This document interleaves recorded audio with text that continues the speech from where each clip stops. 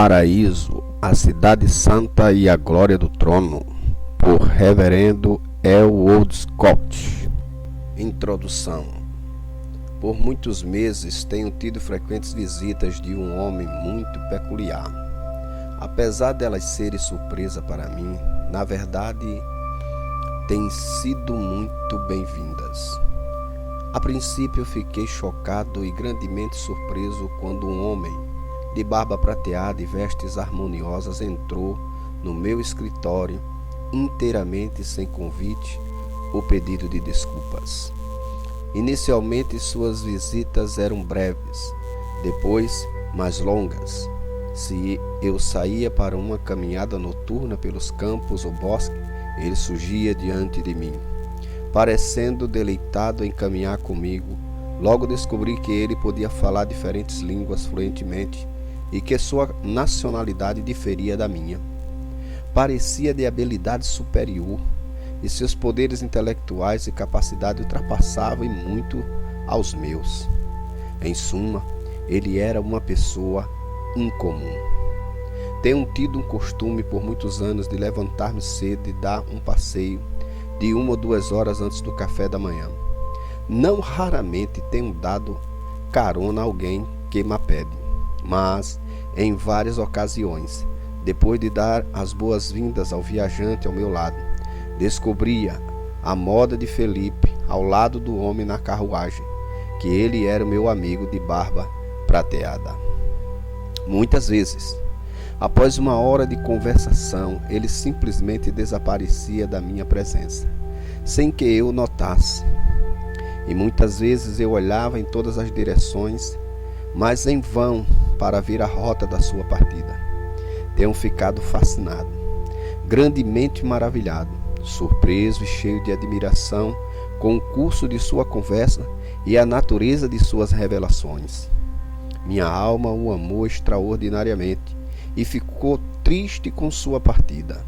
Algumas vezes, após a família haver ido deitar-se, ele invadia minha sala, enquanto eu estava ocupado em meus estudos, permanecendo até depois da meia-noite. Numa de suas primeiras visitas, certa noite ele me perguntou se eu ainda podia taquigrafar. Certamente, respondi, com tanta facilidade como no passado. Ao que respondeu: tenho estado à tua procura por algum tempo, e se consentes em servir ao propósito para o qual tenho te buscado, proferirei uma favorecida bênção de santos sobre ti.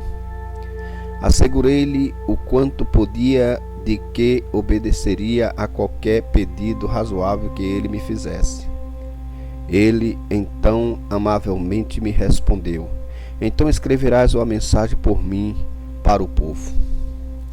Depois que todos os preparativos foram feitos para a execução da tarefa, ele marcou uma noite para uma visita similar àquela, das quais desfrutamos tanto, quando ele me apanhava de surpresa. Daí passávamos a encontrar-nos regularmente, e o resultado são as páginas a seguir, que explicarão esta introdução. Estou feliz em haver consentido escrever para ele. Tem sido uma contínua maravilha, surpresa e admiração, bem como uma grande bênção para mim, pessoalmente. Durante uma de suas primeiras visitas, ele explicou que era o mesmo homem que eu havia encontrado anos atrás na encosta das montanhas das Cascatas, na Noruega. Lembrava dele muito bem, pois passei um dia e uma noite em sua agradável casa, e sob sua santa influência, seu nome era Senegasod, grego, descendente de judeus, brilhante erudito, firme crente no cristianismo e um dedicado estudante de sua Bíblia. No entanto, ele parecia tão mudado. Sua face brilhava com certa auréola de luz, de modo que eu não reconheci a princípio e fui inclinado a duvidar de sua história e deixar isso passar como algum esperto trote, que eu não podia explicar, que me estava sendo passado. Ainda assim, eu podia ver uma grande semelhança na aparência desse homem com meu velho amigo de barbas das Cascatas. Disse-lhe então: Como pode ser isso? Ele respondeu: Num abrir e fechar de olhos, apenas um feixe antecipado da colheita da grande ressurreição. Oh meu Deus, eu disse, é verdade que há um homem que já provou a grande ressurreição do justo, que há de ocorrer no último dia?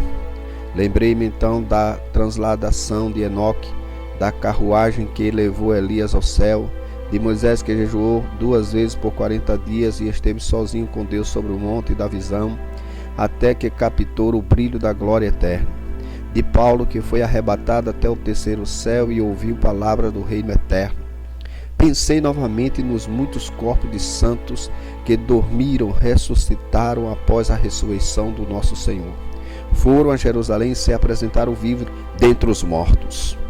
Então raciocinei comigo mesmo, dizendo: não poderia ocorrer grandes eventos nestes últimos dias de graça dos gentios?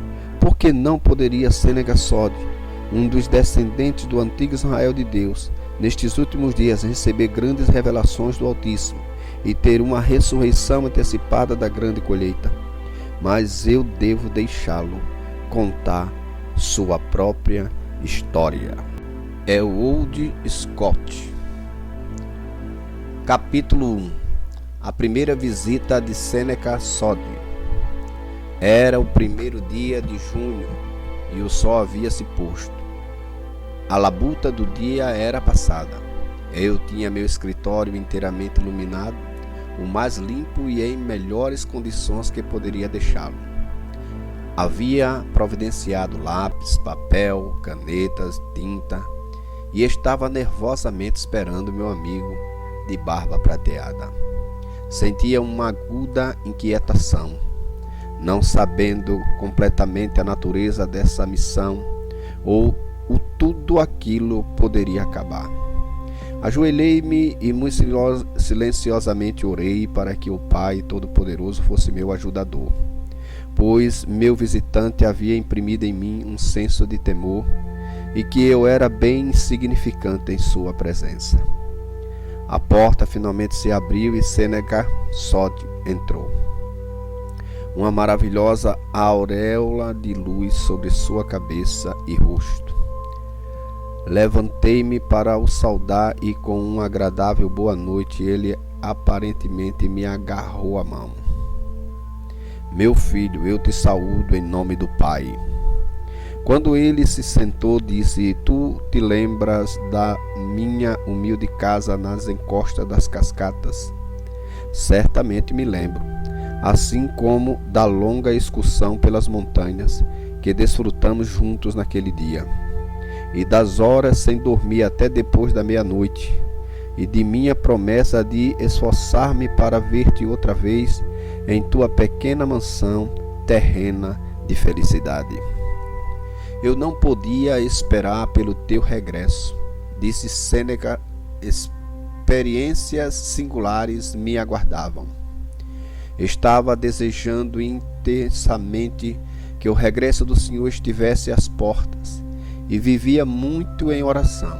Estava estranhamente impressionado com o pensamento de que grandes eventos estariam prestes a acontecer, mas não esperava os imensos favores que tão depressa me seriam revelados. Mas eu creio que Deus tem prazer em surpreender-nos com novas e tremendas bênçãos. O jantar havia apenas terminado e eu me deitara no sofá para uns momentos de descanso. Meus 2 serviçais, Sena e Serva, estavam ocupados no serviço da casa, quando de repente um som de trombeta nos levou todos à porta. Uma bela carruagem de ouro, 2 motoristas trajados de vestes brancas estavam em pé, bem perto dela. Imediatamente parecia entrar em êxtase e fiquei desligado das coisas terrenas por um certo tempo. Os anjos entraram no meu quarto e me disseram que eu me preparasse depressa, dizendo: porque o Senhor do reino precisa de ti. Eu podia facilmente compreender sua mensagem e linguagem estava cheio de exultante louvor, com o pensamento de que imediatamente estaria indo para o lar. Voltando à consciência das coisas terrenas, depressa fiz os preparativos com Sena e Serva, que haviam visto apenas vislumbres da glória em raios de brilhante luz, mas sentiram a presença invisível de seres no quarto, para que eles guardassem cuidadosamente o corpo, caso eu o deixasse para trás. Encontrei-me num estado de semiconsciência e vi um certo número de seres santos junto à minha cama, pois sentia-me tão fatigado que me deitara. Eu tinha pensamentos momentaneamente que me atravessavam a mente. É isso realmente a morte? Estou de fato a dizer adeus às coisas do mundo neste dia? Estou verdadeiramente na fronteira da eternidade? Se sim, bendita vitória. Senti agora, invadindo minha alma, os êxtases do gozo eterno.